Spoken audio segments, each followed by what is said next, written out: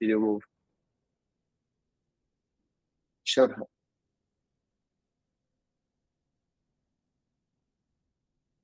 Okay. Because Jamie, my co-founder here in this new project, the Hub, he's gonna be in Tokyo in a few weeks. So I just thought maybe you guys could catch up in person. But if you're back in Shanghai, that's okay.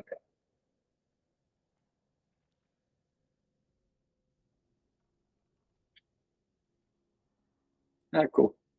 Does it match your timeline, Jamie, or? No, I'm there next week. Okay.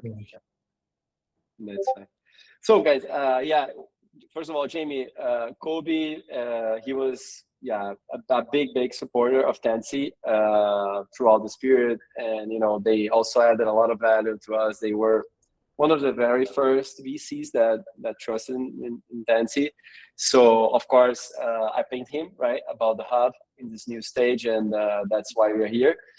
So, Kobe, maybe if you can start just introducing Fembushi to Jamie and just telling a little bit more about your thesis and like what things you guys are interested. He knows you are heavy on infrastructure in general, but yeah, just in terms of current thesis, you said you guys are looking at different things now, and how are you guys seeing the deployment of new capital in crypto? That's a good start, and then maybe you can just talk about the hub a little bit.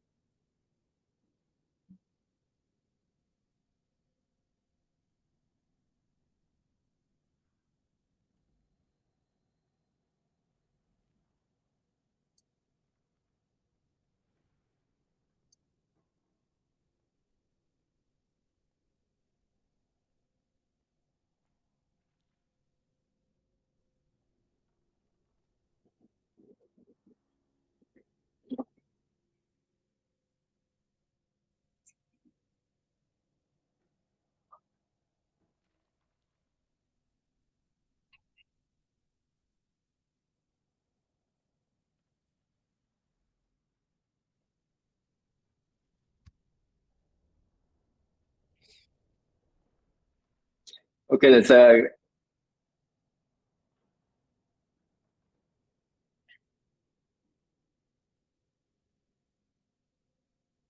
yeah. So actually, I didn't know about like all of that. I just know you guys as a very supportive investor, and that's why I booked this call. But actually, by hearing all of that, I think it actually resonates even more than I thought with your thesis, because we have a little bit of DeFi. We are also sitting in this intersection between DeFi and TradFi. Deepin is definitely something here because you're talking about the physical infrastructure. So, but anyway, so you already know me, right? So let me give some space to Jamie introduce himself, and then yeah, we can just jump on the hub. Yeah, cool. So it's really nice to meet you, and I like what you were saying about the robotic stuff. I think the security layer and the validation layer that comes in from blockchain is going to be really important. It's where these things meet. Yeah, so my background is communications. I was a telecom guy for many years. And then I moved in the early 2010s into high frequency trading on the infrastructure side. So I worked at a proprietary firm called Teza Technologies out of Chicago. And we traded on about 40 markets globally, and we built our own proprietary hardware using FPGA and other things inside the data center and radio networks between venues. And then in 2016, I moved across to Virtu Financial, which is, I think, today still the only publicly traded HFT. And I did the same thing for Virtu. And then 2018, I decided to start consulting for myself. I just got a feeling that if I was working three people's jobs at a trading firm, maybe I should get paid for all three. What I did then was form a company, Versacom, that does two things. One, the most fun part of working in the trading firms that I had was building the custom radio networks between venues. So we still design and build those. And then we also, somewhat accidentally, but also just because of my personal beliefs, we ended up starting a consulting arm to work with exchanges to help them to design their infrastructure and the co-location facilities to create a level playing field. So that, it's anything from as simple as all the fibers are the same distance to policy, product development, the sort of the whole shooting match. Like what does it look like, and how do you make things fair? Why have co-location in the first place? I've been doing that for 8 years. My customers are NASDAQ, NYSE, CME, the Singapore Exchange, IEX Group, and so on. So we've got quite a large group of customers there, and I think so. Really, the last 7 years or so, I've spent an awful lot of time inside of exchange data centers. And actually, no, I worked very closely with a team doing the FPGA design. So I actually have a deep pocket of guys who can do the the RPG coding, and I still dabble with them on projects. So I understand it, but I'm not that good when it comes to the FPGA design. What I did was I would evaluate where the opportunities for improvement were, and then work at a high level with the guys to scope these projects. So we did a couple of things. One of them was creating custom FPGA trade algorithms. So we got down to like 2 clock cycles. So you receive a price. It's 2 clock cycles, which is 6 nanoseconds, to evaluate what the price was compared to the last price you got, and run through an algorithm to decide, what do I do with this? Do I put, do I call, do I ignore? So yeah, so from tick to trade, about 6 nanoseconds is the fastest we ever got to. I think people are getting close to a single clock cycle now in some places. And then the other thing we did with the FPGAs is we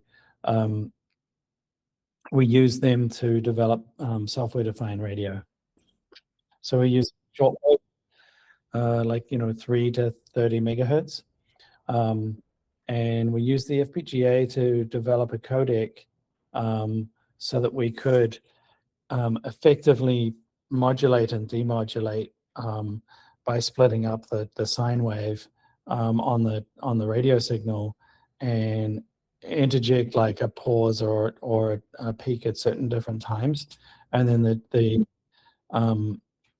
the places in that clock cycle where we were interjecting the signal in the radio wave could then be converted via the FPGA into a code that told us what was happening at the remote market, and send an instruction like, based on that, what do I do? How do I trade? Because on the from a shortwave perspective, you're looking at 6 kilobits per second of capacity. So you only got 6,000 bits to play with every second. Every bit counts for a lot. So that's why we're using the FPGA for that. Yeah, so with regard to the hub, I think as I got involved, my first deep in project was with 00. So I was pulled in because of my background building low latency networks globally for the last 15 years. The 00 team wanted to have a consultant available to 00 contributors to understand, like, what are the best fiber routes? What sort of latency should I be expecting between these locations? How do I negotiate and buy from the telecom operators? And so myself and my team worked very closely with most of the contributors to 00 in the last 18 months, helping them get the best routes at the best prices. And that really got me interested in really the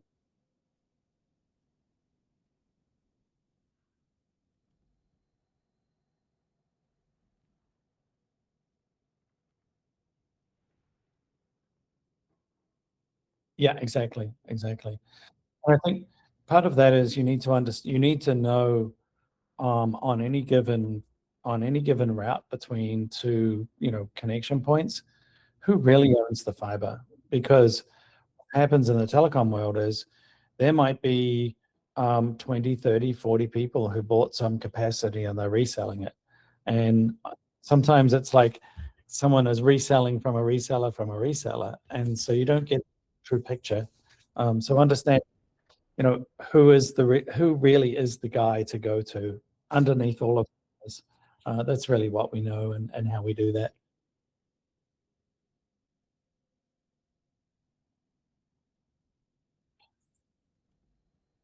On that side of it, yeah, for me, the technical stuff is I actually I build and configure the radios, and I was a Cisco engineer for a while until I started having people who work for me, and I still build and configure like the arrestas and the firewalls and those sorts of things. So my technical expertise is much more on the network side.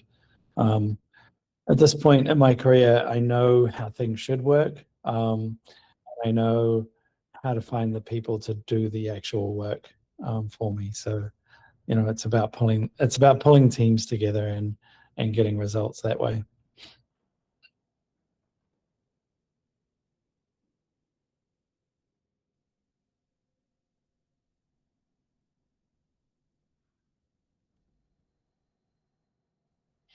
No, Solana is the first use case, but ultimately 00 is it's built for anyone.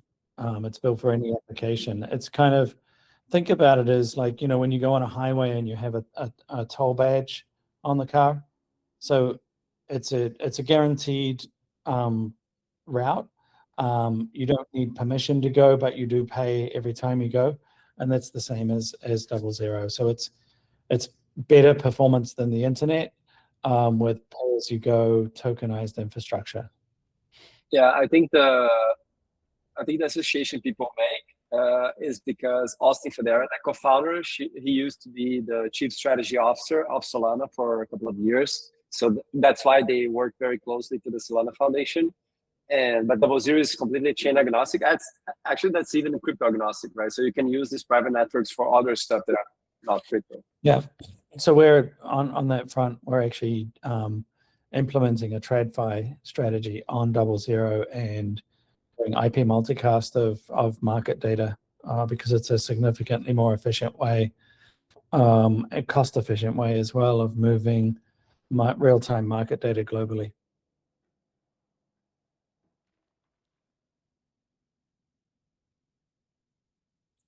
Don't quote me, but it's in the 40s because they get significantly better results on 00. And also they're not exposed to the web. So the biggest shift was, in December when the DDoS attack was happening on 00 validators. On Solana validators, any validator on 00 wasn't experiencing that attack because it was through the internet, and they were on this more secure semi-private network. One recent data though is that 50% of the Solana stake, staking, of the proof of 50% of the proof of stake staked Solana is running in 00 hosted nodes. So I don't know the percentage of the amount of nodes, but when it comes to the how much of the stake that they have, it's a lot. Yeah.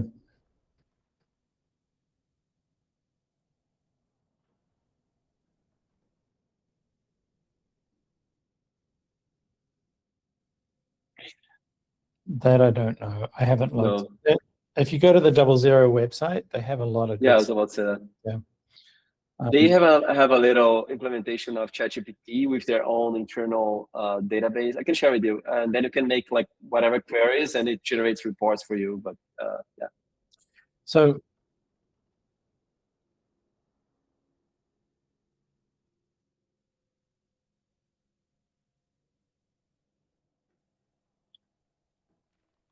No, they're just getting more. They're making more because a lower latency allows them to do more transactions per second, and that's where the hub comes in, because those validators, some of them are on bare metal, some of them are in the cloud.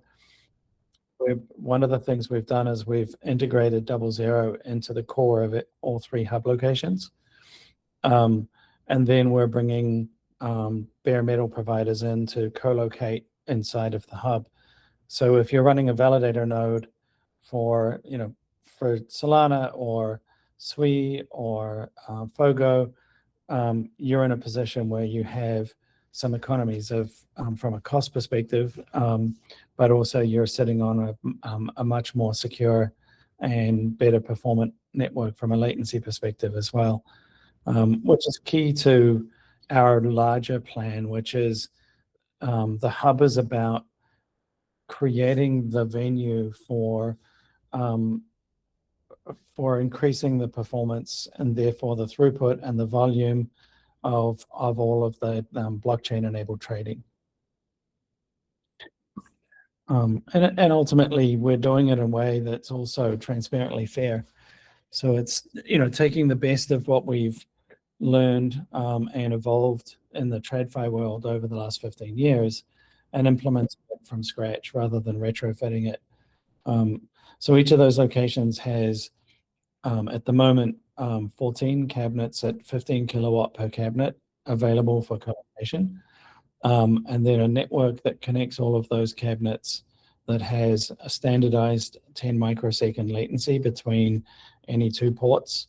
So you might be in a bare metal with a bare metal provider in the hub on adjacent servers on adjacent switch ports, but your traffic is still 10 microseconds between those two. So it's very flat, very transparent, any to any from that perspective. And then we integrate IP multicast for the markets, for the market data locally and globally, using the 00 IP multicast function by plugging that in locally to the network. The idea is, from an ecosystem perspective, we're selling space and power, which is very prosaic business, but we've done it. We've picked locations that we know are very high value, and then we're selling connectivity to the hub network locally. By doing a 10 microsecond equalized latency, we can also have effectively a 1 kilometer radius around our cage to have anybody who already has their own compute at the venue can connect into the hub and trade on this network as well. So in the first tranche, just doing the like I said, very standard bricks and mortar co-location and network connectivity. We're targeting within the first 36 months to get to about $20 million per annum of net free cash flow. That really is, which is a nice number in its own right, but really the reason for that is actually to create the critical mass to allow us to then start to tokenize and participate in the revenue that we're enabling because of that. So while it's $20 million per annum of profit for the hub with just 3 sites, it's probably a few $1 billion per month or more of transaction value, and that's where we're going after, getting a small percentage of that because of the services that we're offering. So the way to think about it is exchange co-location as a service is probably the best way. And it's a transaction venue, not a trading venue, because from an application perspective, we are chain agnostic, we're exchange agnostic and market agnostic, and we're also instrument agnostic, as in we don't care if you trade derivatives or tokenize real world assets or equities, or what's really becoming interesting is actual stablecoin transactions.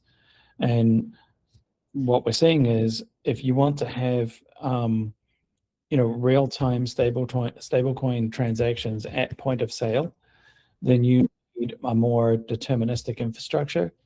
Every time you tap your phone with your stablecoin wallet to buy something at a store, you need to know that that's going to happen in a fraction of a second, not I don't know how long it's going to take because it's over the internet into the cloud.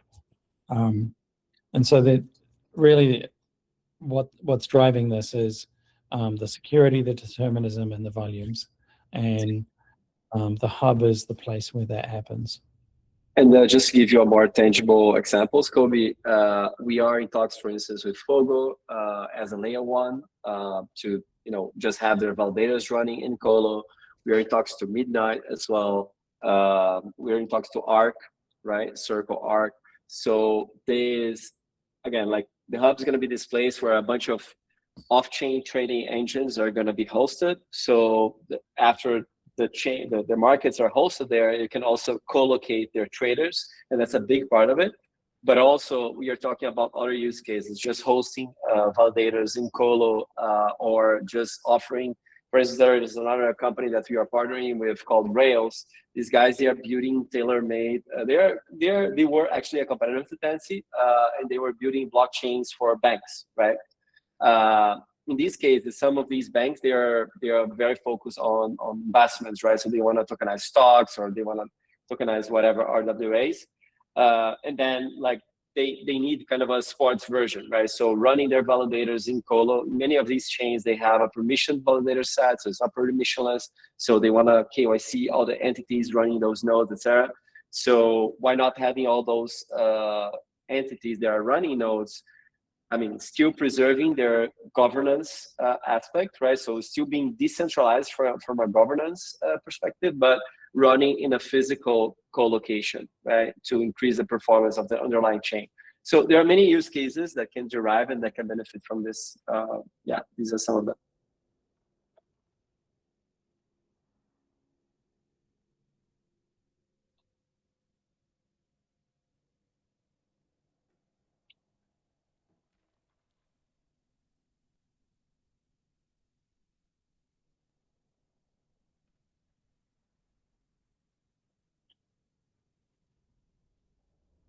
Yeah. So where we are today is all three of the locations are built. We start populating the Tokyo location next week. We have in Tokyo, we have the first bare metal provider signed up, and they will have equipment in within 8 weeks. We have the first exchange ready to go live at the beginning of June with their trader community as well. We hope by this time next week, we'll also have our first on-prem cloud provider signed up. And that's in Tokyo. So that ecosystem is taking off.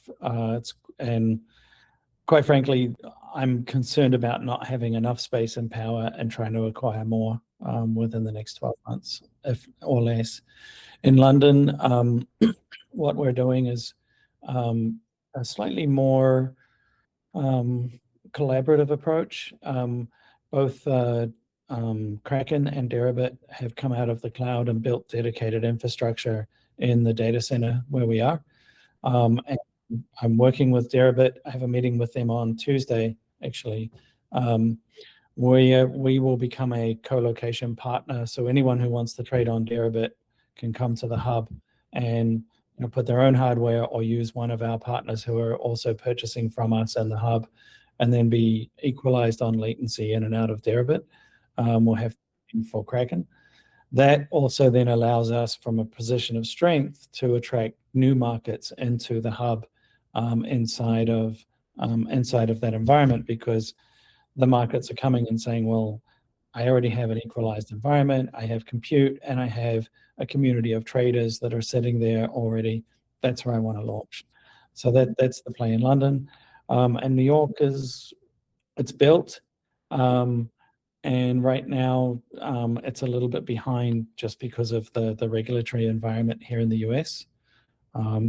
Quite frankly, pragmatically, we may pivot. There are a few people who are interested in just buying all the space and power from us, and then we would just add again as things evolve with our partners there. The flip side is, as Tiago had mentioned, with the stablecoin guys, that's starting to get very interesting. And so we already have Solana validators who are interested in co-locating because of the advantages of performance and latency. So it's moving very quickly, and it's very real from that perspective for us. We'll be, generating revenue by June of this year. And just to be clear, what we mean about pivoting is mostly talking about the New York side. That means like onboarding like traditional trading firms or other types of users. And that's actually one of the beauties of the hub, because we are not necessarily attached to crypto at all. Like we can just, of course we benefit and we create a very interesting network effect if we start to onboard a bunch of DEXs, centralized exchanges, crypto traders.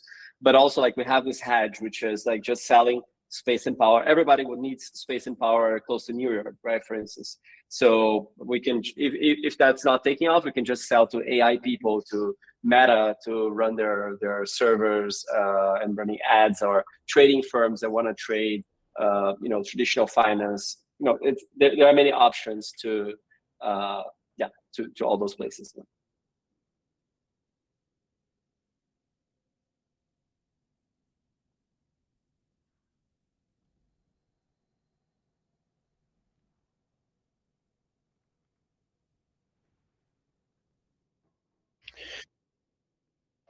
I'll find out next week. But demand is pretty high, and they know that they don't have enough space and power themselves to offer everybody the co-location they want, and so that's why the hub is partnering with them to do that.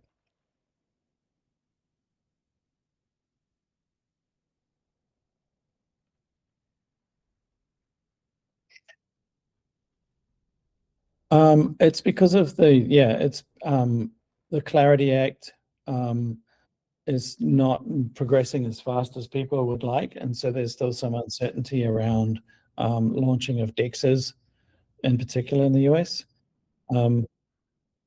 But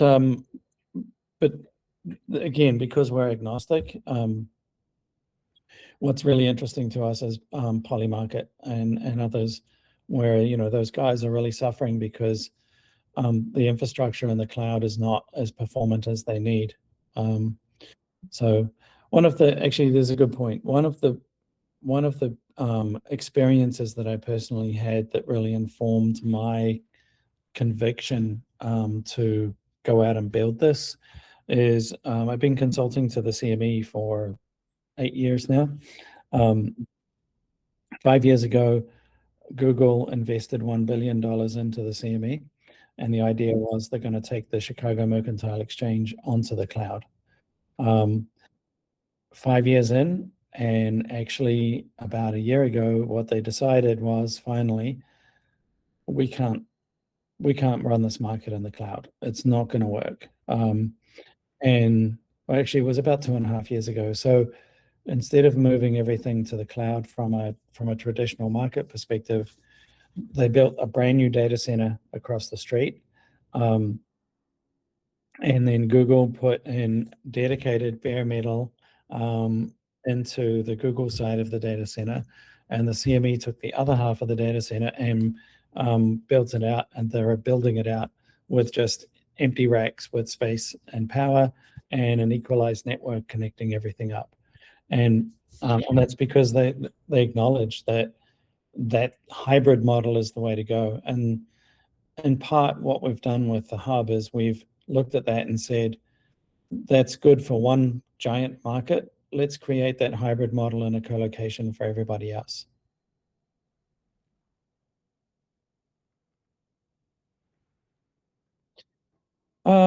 Reasonably so, yeah. So that actually, although we had a nice win this week, so to fit out a site is about $1 million in capital all in to get one hub location up and running. So that's the cabinets, the PDUs, the fiber, the network equipment. The switches are really the most expensive piece of all of this. Then our FPGAs for our timestamping, and the GPS and stuff. So all of that altogether is about $1 million. The way we're doing that is we're working with financing partners. So our intention is we'll use the investment from people like yourself to do the purchase, and then we sell back to the financing partners and turn that into an operational expense to preserve cash for both for the business. Yeah, but also longer term, Kobe, we are thinking about like a franchise model, which will make the project like significantly less capital intensive, right? So we already have some groups of people in different places in the world willing to just have like a franchise of the hub. And imagine like we have all this interest, but then like we would be the ones needing to make all this capex, So what we are thinking of is just trying to, just like 00 did, with 00 right now, you can just contribute to fiber, and then you become a contributor in the network, and you got rewarded with their tokens, right? So we are thinking about similar structure. Yeah, Tiago, I want to jump back in. Yeah, go ahead. The part of the model that makes it significantly less capital intensive than it could be is that we're providing a venue for multiple bare metal compute and on-prem cloud guys to come where there's an existing network of customers for them and business. So the really heavy lift in terms of capital is from those guys. The bare metal guys, they're spending about $1.5 million per cabinet. on equipment. But they're putting that money in and coming into the business. So they're buying from us for the power. They're paying us for the access to the network. And that's where it gets interesting from a revenue perspective. One on-prem cloud could have up to 200 VMs in one cabinet. Each one of those VMs has to pay a monthly fee for a port for access to the network. And we're charging $250 per month right now, per port per month. And so, we start to generate a significant amount of revenue per cabinet off the back of that business.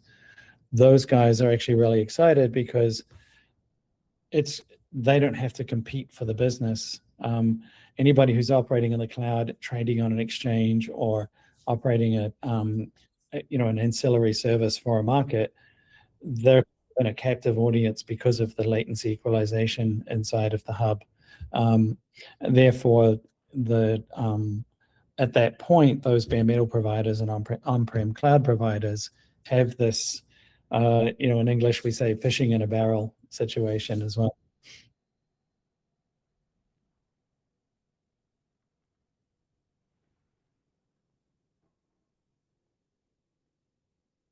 Yep. So what we're doing is we are a 00 contributor. So we got a pair of 00 switches and put them on a layer right outside of our switches. Then the fiber contribution that we had to make was just a cross connect inside the data center to the next node. So we're not spending any money on the 00 fiber, but we're enabling all of the participants in the hub direct access to 00 so they can spend the money if they want to use 00. And it's the IP multicast that's really attractive for people. So you can subscribe inside the hub. You can subscribe at the 00 node for the local data. So with Blink or Ambient, the two markets that are launching with us, you can then subscribe to that data from 00 locally. And then we're working with IEX. Are you familiar with IEX? So they've been a client of mine for many years. We've worked with them. They've created a very interesting market data product that is a continuous real-time stream of the midpoint price, which gets us around KYC issues. It gets us around any compliance issues because it's not raw market data. It's a publish of the midpoint of the price on a microsecond basis. And that's available at all 3 hub locations to subscribe as well. Because it's very interesting reference data when you're trading derivatives of those equities or wrapped equities and other things.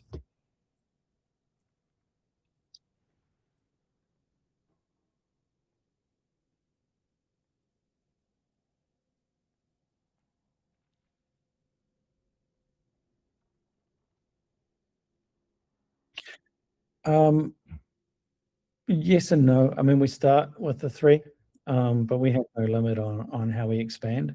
I think the reality of our situation is, we need $6 million to really make this work with these 3 locations to start with. Once we get to a critical mass, which we think we'll get to pretty quickly, we can self-fund to expand to other locations. And that's where we would tokenize it at that point to allow people other than Global Kiwi Labs to be the contributor of the hub. Like, you want to do the hub in Dubai, you need to buy a stake of tokens to be part of the governance. And then we give you our design and support, and you go out and you do the contract and set up the hub. So we're seeing Singapore, Hong Kong, Dubai, Frankfurt, and Chicago as the other places where people are already interested in the concept.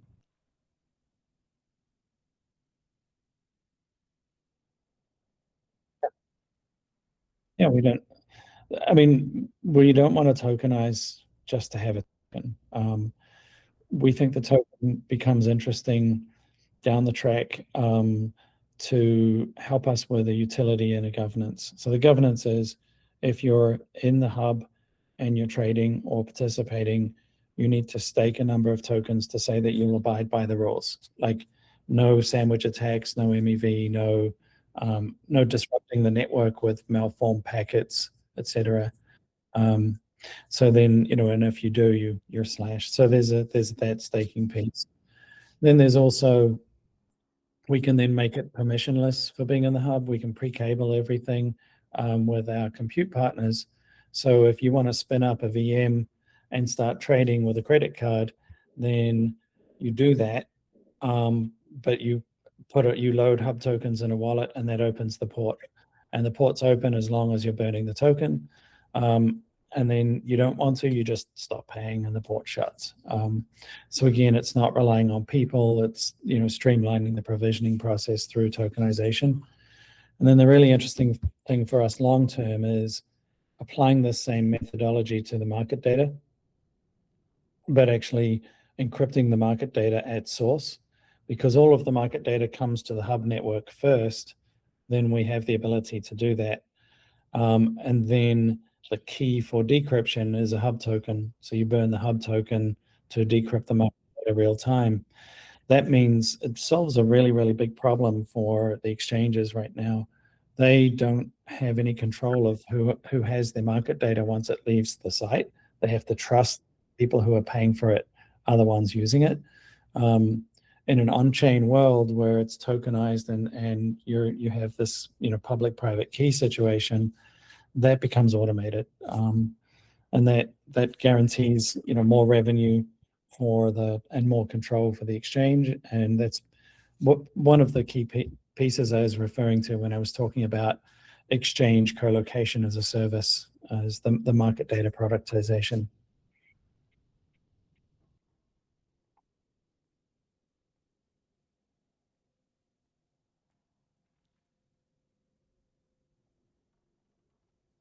Yeah, so we have contracts in all 3 locations with local companies where we pay as we go for smart hands and maintenance. It's my meeting's on Wednesday in Tokyo with a company called BIOS. The people I need to hire, there's really 3 key hires. One is I need to hire an Arista engineer. So really to be full-time on that from implementation and design and troubleshooting perspective. I need to hire a marketing person. And Tiago's found someone pretty good for us. I'll let you tell about her. And we need a head of operations to work with me on product development and general operations. And I already have somebody who's the global head of co-location at one of the biggest exchanges lined up to join us.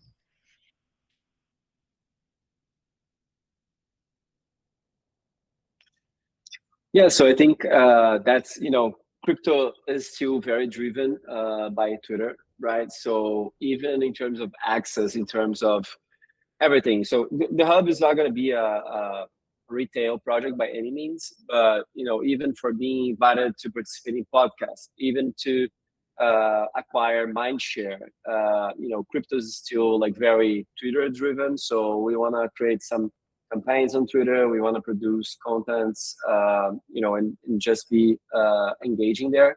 So I think, having a marketing person, like a senior one, would be super interesting. And this person actually is leading marketing for one of the biggest centralized exchanges in Latin America. And she's very senior. So I think she has a lot of values to add here. But also, like, if you think that not all, but many of our clients are going to be trading firms, exchanges, etc., just interacting and helping them to create collab campaigns and announcements and this type of stuff, I think just helps us to create a network effect among other decentralized players, right? Other infrastructure providers. So yeah, that's why we need someone to coordinate this.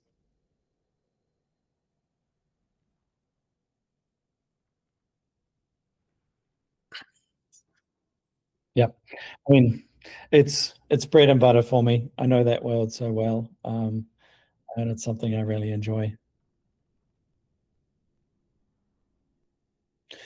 Full-time, just Tiago and myself right now. And then we subcontract. So for example, Ilya is doing the FPGA development for the timestamp. And so he's working closely with me on that. There's a lady called Kathy who was the head of product at CME until she recently retired. I dragged her back, and she's doing the product development, documentation, customer-facing materials, etc. So we're running very lean. And then inside of my team at Versacom, I have a project manager, Yagoda, who's coordinating the build with Equinix and managing all of the materials and the delivery and the other things. And we have also advisors, right? So the founder of Fogo is one of our advisors, Rob Suggerton. We have one of the co-founders of Double Zero, also Matteo Ward. He works very closely with us. And we have some lawyers as well that act as advisors. They are from Fogo Foundation. So yeah, we have like a decent network of multi-disciplinary skills, I would say. Yeah. The point is, we'll never have to have a big team. The team doesn't need to grow, and we can grow exponentially on the number of customers and not really need to grow the team much at all.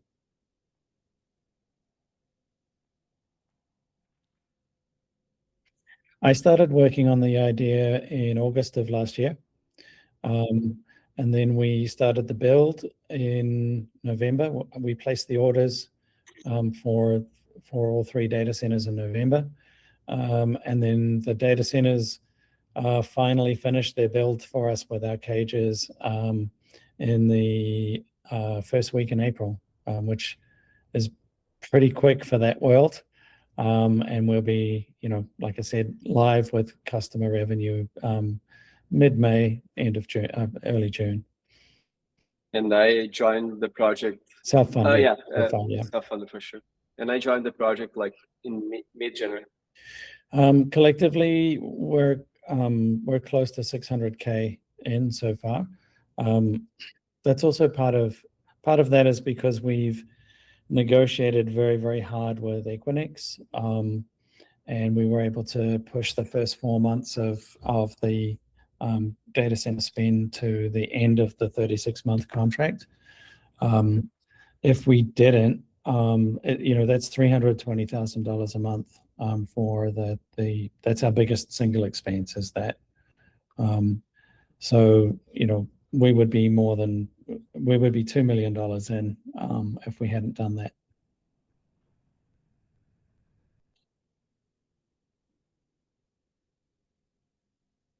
Yeah, so we are in very advanced conversations. Actually, we just received a term sheet yesterday from a leader for the round. That's Valor Capital. They are leading the round. And so we are raising a safe, right, as a safe, right? So it's a safe with a cap of $30 million on the valuation. And of course, since we have plans to issue a token at some point, there is a token warrant as well. It's different to Tensi, right? So you're not converting equity into tokens. It's both, right? So we're going to be investing by acquiring a safe, but that guarantees you a token warrant as well on top of the equity. So that's how we are structuring the deal. Yep, and we so the term sheet takes the first 4 million of our $6 million round, and we're looking to fill that out.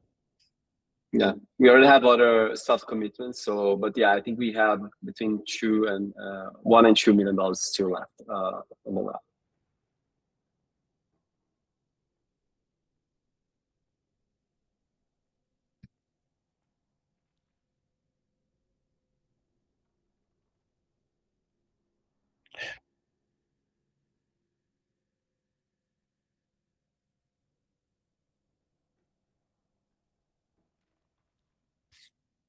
Yeah, I think that's a good, that would be an expectation of mine, is that if you convert at the ratio, you know, at the 30 million, then you would pro rata experience the dividend payout on the company, and that's so we very much want to create an underlying company that's profitable in its own right, that creates a really stable platform to create an exponential growth with the token. But it's about timing, right? Ultimately, for us, where we see this going is more a 3 to 5 year play as the really big TradFi guys start to really understand, like, how do I take advantage of the blockchain and tokenize my my operations? Because the tokenization, and the way I see it, as a technology play, not as a coin play. And you know, I own some 00 because I was paid in 00, and I own some Pogo for the same reason, and I have a couple of Bitcoin, and that's, you know, I'm not really interested in any other tokens unless I see a utility in them. But I do see a massive utility in blockchain. I think it's in the same way you do. So for traditional markets on the post trade, if I'm using blockchain as my ledger for the market, then the amount of efficiency I get and the reduction in the overhead for compliance and for settlement and those elements that right now take days and cost billions of dollars is extraordinarily attractive to all of the capital markets. And a big part of the play for the hub is we are creating the venue that shows how this can be done. And so we'll see those as those markets converge. That's where, you know, that's where our tokenization of the function can really take off. In the meantime, we'll make good money, and yeah, I absolutely would be open to a pro rata dividend percentage as an owner, you know, as an equity holder in the company.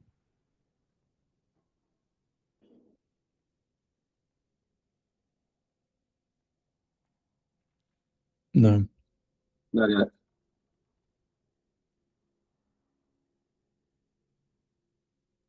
Yeah. Yeah, I think some exchanges, they have their colo facilities, right? So as we said, like Kraken has one, Bybit as well, but still limited, right?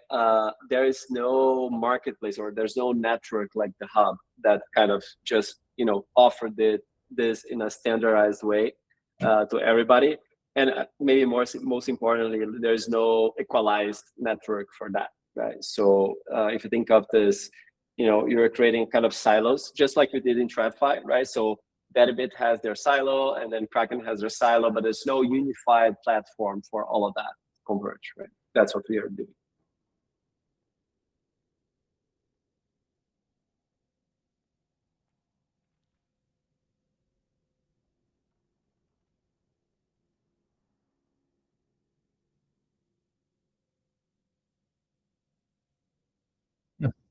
Yeah, we'll send them. Yeah, sure. We're going to be circulating an NDA, so we usually just share this information after the NDA sign, but also, like, there are other public information that I can share meanwhile. So I'm going to be creating a group right after this call. I'm going to be adding you and Jamie, and then start sharing information, and yeah, we take it from there. But yeah, I think that's it.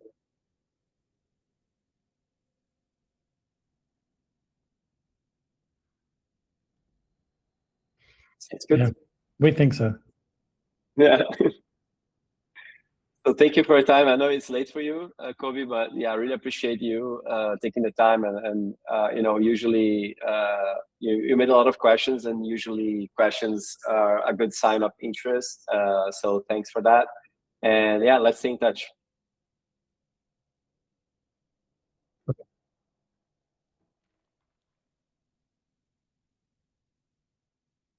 Yeah, so I think you know, we are just raising what we need to create this first 14 racks per site, and just starting selling the product, right? But you know, there are many cases where we can just have new raises in the future. So for instance, if we want to build our own data center, or if we want to accelerate, and just have a bigger contract because Equinix just launched a new facility, and we want to take like the business traction a lot, and we want to take a bigger space. So we might have this capital needs in the future. So we probably will have, actually. So that's how we are seeing. Yeah, I think at that point the decision will be: do we self-fund from revenue, or do we do a raise? Based on the revenue, do we do it as debt rather than equity? My personal view is I really like to reward angel and seed investors by not diluting over time, unless the proposition is so compelling that, hey, you dilute me by 50% and I still triple my investment or more. That's a good trade. If it's not doing that, then I prefer to be more conservative in the approach.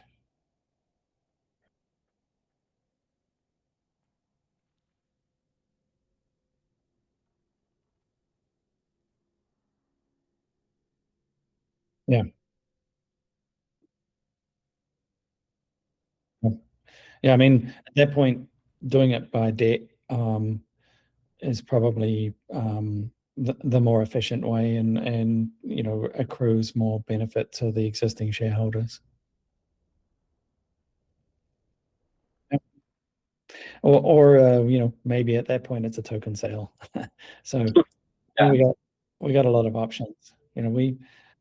When you've traveled around the planet enough times, you find that everything happens in cycles. That's why I love radio, because the radio waves really mirror the way almost everything in life happens. So I think we're down here right now, and at some point, we'll see things come back.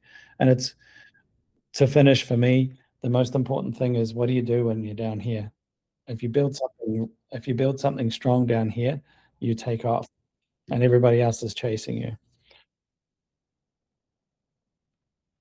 All right. Okay. Thanks. Sounds good. Thank you so much. Bye. Bye, Gary. Have a good one.